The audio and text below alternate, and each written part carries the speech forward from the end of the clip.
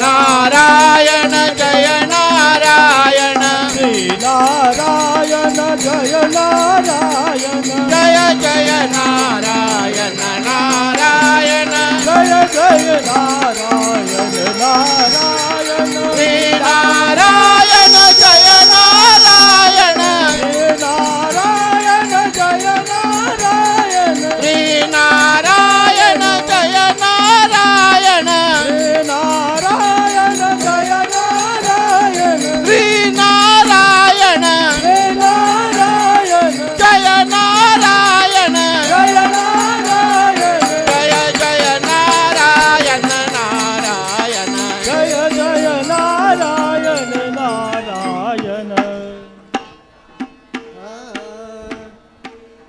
दिगंबरा दिगंबरा श्रीपाद वल्लभ दिगंबरा दिगंबरा दिगंबरा श्रीपाद वल्लभ दिगंबरा दिगंबरा दिगंबरा श्रीपाद वल्लभ दिगंबरा दिगंबरा दिगंबरा श्रीपाद वल्लभ दिगंबरा श्रीपाद वल्लभ दिगंबरा श्रीपाद वल्लभ दिगंबरा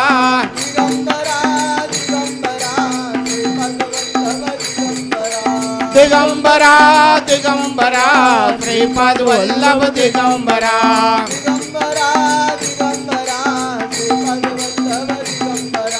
दिगंबरा दिगंबरा श्रीपाद वल्लभ दिगंबरा श्रीपाद वल्लभ दिगंबरा श्रीपाद वल्लभ दिगंबरा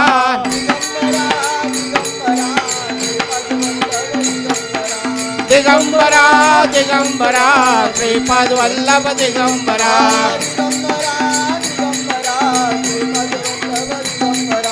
दिगंबरा दिगंबरा श्रीपाद वल्लभ दिगंबरा श्रीपाद वल्लभ दिगंबरा श्रीपाद वल्लभ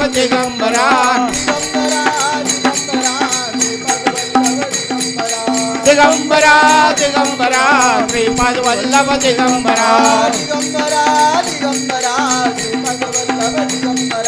दिगंबरा दिगंबरा श्रीपाद वल्लभ दिगंबरा दिगंबरा दिगंबरा श्रीपाद वल्लभ दिगंबरा श्रीपाद वल्लभ दिगंबरा श्रीपाद वल्लभ दिगंबरा दिगंबरा दिगंबरा श्रीपाद वल्लभ दिगंबरा दिगंबरा दिगंबरा श्रीपाद वल्लभ दिगंबरा. आज गुरुवार आहे आणि गुरुवारच्या निमित्ताने आपण सर्वजण दत्त महाराजांच्या दरबारामध्ये एकत्रित जमलेलो आहोत. आणि ज्या वेळेस आपण दत्त महाराजांच्या दरबारामध्ये जमत असतो त्यावेळेस प्रत्येकाला एक मनाच्या अंतःकरणामध्ये एक शुद्ध भाव आणि त्या शुद्ध भावामधून होणाऱ्या त्याच्या मनावर परिवर्तन आणि हे परिवर्तन अण्णांनी सगळ्यांच्या जीवनामध्ये घडवून आणलेलं आहे. म्हणून आपण प्रथम त्यांना वंदन करायचे, दत्तगुरूंना वंदन करायचे आणि आपण ज्ञानाचा भाग आपण समजून घ्यायचा आहे. दर गुरुवारी आणि दर पौर्णिमेला नारायणपूरला आपण सर्वजण येता. मनाचा शुद्ध भाव आपण दत्त महाराजांच्या चरणी अर्पण करता. श्रद्धा भावाने विश्वास हा ज्यावेळेस आपण अर्पण करतो त्यावेळेस आपल्या सर्व मनोकामना दत्त महाराजांनी अण्णा महाराज पूर्ण केल्याशिवाय कदापि राहत नसतात. असा यातला महत्त्वाचा भाग आहे. प्रत्येकजण नारायणपूरला येतो आणि आल्यानंतर दत्त महाराजांच्या नामाशी समरस होऊन अण्णांच्या नामाशी समरस होऊन आपण या वातावरणाशी एकरूप होत असतो आणि आपण स्वतःला विसरून जात असतो. आणि ज्या वेळेस आपण स्वतःला विसरतो त्याच वेळेस आपण त्यांच्या मय होऊन जात असतो. आणि त्यांच्या मय होण्यासाठी आपण हा सर्व अट्टहास करत असतो. आणि ह्या अट्टहास जर आपण प्रामाणिकपणे जर केला तर आपल्याला दिवसेंदिवस आपल्यामध्ये एक चैतन्य दिवसेंदिवस वाढून आपल्या जीवनाला एक ऊर्जा, एक उमेद मिळते आणि आपण या माणसाच्या जन्मालाचं सार्थक होत असतं. या सगळ्या गोष्टी आपण समजून घेणं गरजेचं आहे, कारण की प्रत्येकजण हा व्यापलेला आहे, तापलेला आहे. आपण प्रत्येक गुरुवारी सांगत असतो, प्रत्येक जणाला काही ना काहीतरी अपेक्षा आहे, काही ना काहीतरी इच्छा आहे. आणि ह्या इच्छा ते स्वतःसाठी मागत नसून कुटुंबातील सर्वांच्यासाठी मागताय. बरोबर आहे, मागा, पण त्याच पद्धतीने आपण किती मागायचे ह्याचं सुद्धा आपल्याला भान असणं गरजेचं आहे. ज्या वेळेस आपण दत्त महाराजांच्याकडून कुठली अपेक्षा करतो की बाबा आम्हाला पैसा हवाय, आम्हाला सुख हवंय, आम्हाला समाधान हवंय, ही आपण इच्छा कशामध्ये व्यक्त करतो? सुख समाधान म्हणजे काय तर पैसा असणं गरजेचं आहे. ही व्याख्या प्रत्येकाने करून घेतलेली आहे. प्रत्येकाच्या जीवनामध्ये पैसा असेल तरच आपल्याला वाटतं की सुख समाधान मिळतं. पैसा जर आपल्याकडे नसेल तर आपल्या जीवनामध्ये काही अर्थ नाही, असं आजकालच्या लोकांची भावना झालेली आहे. पण ते पूर्ण चुकीचं आहे, ते पूर्ण चुकीचं आहे. त्यासाठी एक मी उदाहरण सांगण्याचा प्रयत्न करतो. एका गावामध्ये दोन भाऊ राहत होते. जळोजी आणि मळोजी हे दोन भाऊ राहत होते आणि ते अतिशय प्रामाणिकपणे त्यांचं जीवन जगत होते. की ते असं जीवन जगत होते की ते दुसऱ्याच्या अन्नाला सुद्धा हात लावत नव्हते, दुसऱ्याच्या परद्रव्याला सुद्धा ते हात लावत नव्हते.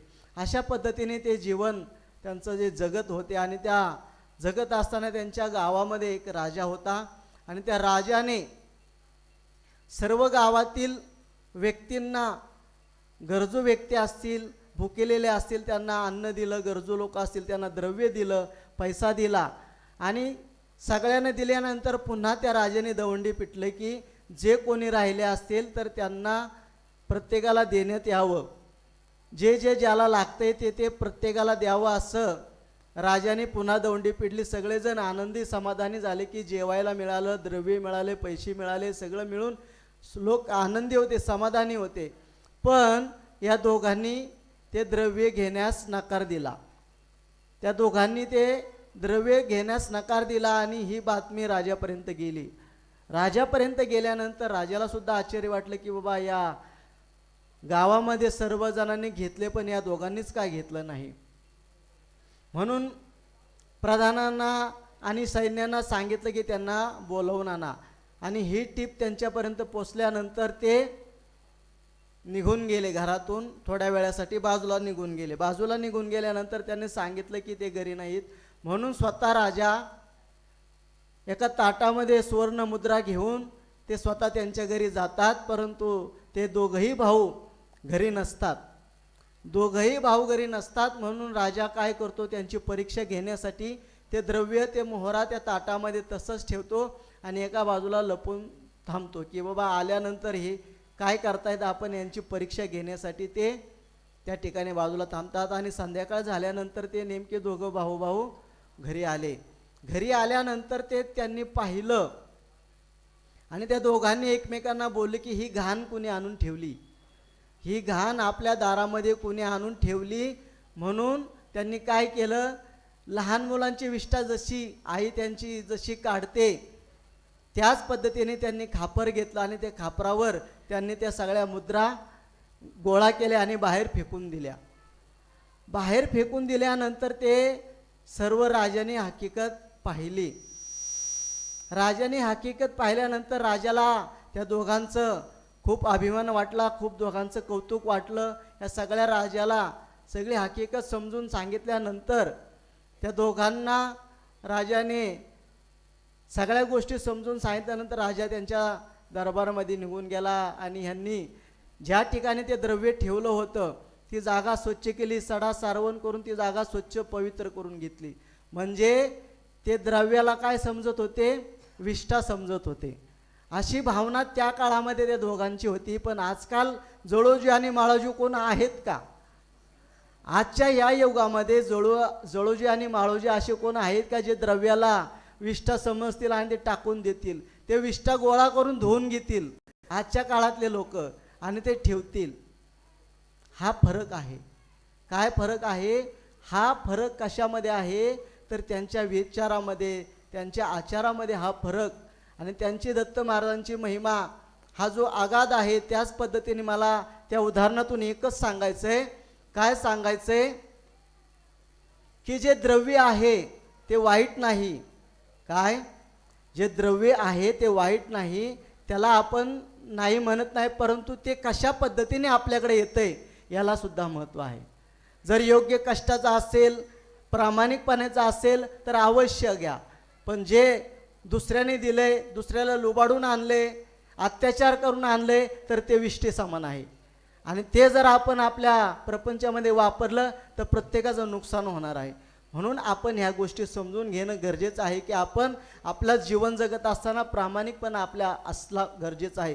या कलियुगामध्ये प्रत्येकजण त्याच्याच मागे लागलेला आहे, परंतु त्याच्या मागे न लागता जर तुम्ही प्रामाणिकपणाने जर कष्ट केले, प्रामाणिकपणाने आपलं कर्तव्य बजावलं तर दत्त महाराज तुम्हाला भरून दिल्याशिवाय कदापि राहणार नाही. असा यातला महत्त्वाचा भाग. म्हणून ह्या सगळ्या गोष्टी समजून घेणं गरजेचं आहे की वाईट गोष्टीचा त्याग करून आपल्या कर्तृत्वाला प्राधान्य दिलं गरजेचं आहे, प्रामाणिकपणेला प्राधान्य दिलेलं गरजेचं आहे. आणि ज्यावेळेस आपण भले आपल्याकडे 1 रुपया असू द्या, पण तो कष्टाचा असावा, प्रामाणिकपणाने असावा, त्याच्यावर कोणाचा हक्क नसावा, जो आपला कष्टाचा असावा. आणि ज्यावेळेस तो कष्टाचा असेल त्याच वेळेस त्याचं किंमत आणि त्याचं महत्त्व आपल्याला समजतं. आणि ज्यावेळेस अशा गोष्टीच्या माध्यमातून आपण आपल्या कुटुंबामध्ये धनसंचय करून तो कुटुंबामध्ये जर वापरला तर त्याच्यामध्ये सद्विचार तयार होतात, सद्भावना तयार होतात. आणि त्या सद्भावना, तो सद्विचार तयार झाला तर तो आपोआप दत्त महाराजांची आणि अण्णांची भक्ती केल्याशिवाय राहणार नाही. आणि त्यासारखा खरा आनंद दुसरा कुठला नसेल. आणि तोच खरा सुख आणि समाधान जर मिळवायचा असेल तर या परद्रव्याला, नको त्या गोष्टींचा आपण जर त्याग केला, प्रामाणिकपणाने जर द्रव्य मिळवले, नको जास्त प्रामाणिकपणाने मिळवले द्रव्य, पण तो त्याच्यामध्ये समाधानी होऊन त्याची येणारी पुढची पिढी दुर्व्यसनी होणार नाहीत, व्यसनी होणार नाहीत, योग्य मार्गाला लागतील. योग्य मार्गाला लागल्यानंतर ते या नामस्मरणाच्या माध्यमातून त्यांच्या जीवनामध्ये उद्धार करून घेतील, त्यांच्यामध्ये बदल करून घेतील. आणि ज्यावेळेस त्यांच्यामध्ये बदल होईल त्यावेळेस ते दत्त महाराजांच्या जवळ पोचल्याशिवाय कदापि राहणार नाही. असा यातला महत्त्वाचा भाग आहे. म्हणून या सगळ्या गोष्टी समजून घ्या. आपल्या जीवनामध्ये प्रामाणिकपणा ठेवा. दुसऱ्याला आपण त्रास देऊ याकडे आपण प्रामाणिकपणे लक्ष ठेवायचं की आपल्यामुळे दुसऱ्याला त्रास होता कामा नये. जर द्रव्य कमवायचं असेल तर प्रामाणिकपणाने पैसा कमवा. इतरांना छळून, इतरांना त्रास देऊन, इतरांना लुबाडून काहीसुद्धा त्यातून आनंद मिळणार नाही, उलट आपण दुःख आपल्यावर ओढवून घेऊ. म्हणून आपण आपल्या जीवनामध्ये ठाम विश्वास ठेवायचा, ठाम निश्चय करायचा की आपल्याला आपलं जीवन जगायचं असेल तर प्रामाणिकता ही जीवनामध्ये असलीच गरजेचं आहे. ह्या सगळ्या गोष्टी समजून घ्या आणि प्रामाणिकतेने जीवन जगा आणि दत्त महाराजांची, अण्णांची सेवा करा, म्हणजे सर्वांचं कल्याण झाल्याशिवाय कदापि राहणार नाही. आता आपण भजनासाठी सज्ज होऊ.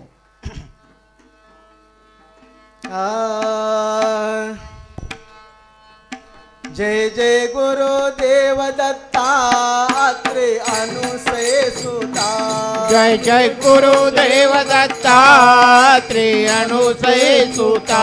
जय जय गुरुदेव दत्तात्रेय अनुसय सुता. जय जय गुरुदेव दत्तात्रेय अनुसय सुता. अत्रेय अनुसय सुता. अत्रेय अनुसय सुता. अत्रेय अनुसय सुता. अत्रेय अनुसय सुता. जय जय गुरुदेव दत्तात्रेय अनुसय सुता. जय जय गुरुदेव दत्तात्रेय अनुसय सुता. जय जय गुरुदेव दत्तात्रेय अनुसय सुता. जय जय गुरुदेव दत्तात्रेय अनुसय सुता. अत्रेय अनुसय सुता. अत्रेय अनुसय सुता. अत्रेय अनुसय सुता. अत्रेय अनुसय सुता. जय जय गुरुदेव दत्तात्रेय अनुसय सुता. जय जय गुरुदेव दत्तात्रेय अनुसय सुता. जय जय गुरुदेव दत्तात्रेय जय जय गुरुदेव दत्तात्रेय अनुदय सुता अत्रि अनुदय सुता अत्रे अनुदय सुता अत्रि अनुदय सुता अत्रे अनुदय सुता जय जय गुरुदेव दत्तात्रेय अनुदय सुता जय जय गुरुदेव दत्तात्रेय अनुदय सुता जय गुरुदेव दत्तात्रेय अनुदय सुता जय जय गुरुदेव दत्तात्रेय अनुदय सुता अत्रि अनुदय सुता अत्रे अनुदय सुता अत्रि अनुदय सुता अत्रे अनुदय सुता जय गुरुदेव दत्तात्रेय अनुदय सुता जय जय गुरुदेव दत्तात्रेय अनुदय सुता जय गुरुदेव दत्तात्रेय अनुदय सुता जय जय गुरुदेव दत्तात्रेय अनुदय सुता सर्वांनी भजन मनाच्या अंतःकरणापासून म्हणा, त्या भजनाशी एकरूप व्हा, म्हणजे आपल्याला खरा आनंद मिळेल.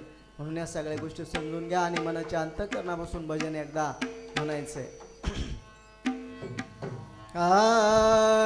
गोपाला गोपाला देवकी नंदन गोपाला गोपाला गोपाला देवकी नंदन गोपाला गोपाला गोपाला देवकी नंदन गोपाला गोपाला गोपाला देवकी नंदन गोपाला देवकी नंदन गोपाला देवकी नंदन गोपाला देवकी नंदन गोपाला देवकी नंदन गोपाला गोपाला गोपाला देवकी नंदन गोपाला गोपाला गोपाला देवकी नंदन गोपाला गोपाला गोपाला देवकी नंदन गोपाला गोपाला गोपाला देवकी नंदन गोपाला देवकी नंदन गोपाला देवकी नंदन गोपाला देवकी नंदन गोपाला देवकी नंदन गोपाला गोपाला गोपाला देवकी नंदन गोपाला गोपाला गोपाला देवकी नंदन गोपाला गोपाला गोपाला देवकी नंदन गोपाला गोपाला गोपाला देवकी नंदन गोपाला देवकी नंदन गोपाला देवकी नंदन गोपाला देवकी नंदन गोपाला देवकी नंदन गोपाला गोपाला गोपाला देवकी नंदन गोपाला गोपाला गोपाला देवकी नंदन गोपाला गोपाला गोपाला देवकी नंदन गोपाला गोपाला गोपाला देवकी नंदन गोपाला. आता आनंदचं भजन करू, मग बाकीचा भाग नाना समजून सांगतो.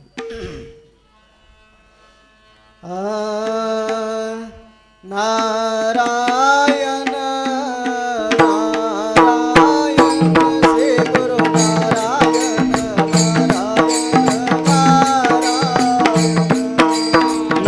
नारायण नारायण श्री गुरु नारायण नारायण नारायण नारायण नारायण श्री गुरु नारायण नारायण नारायण नारायण श्री गुरु नारायण नारायण नारायण श्री गुरु नारायण नारायण नारायण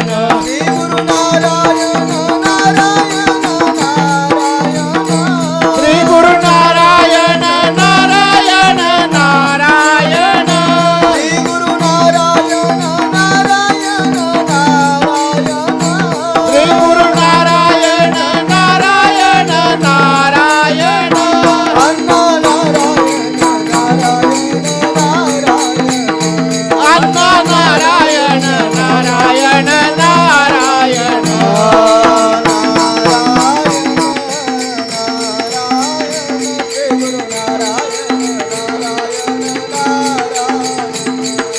नारायण नारायण नारायण श्री गुरु नारायण नारायण नारायण नारायण नारायण श्री गुरु नारायण नारायण नारायण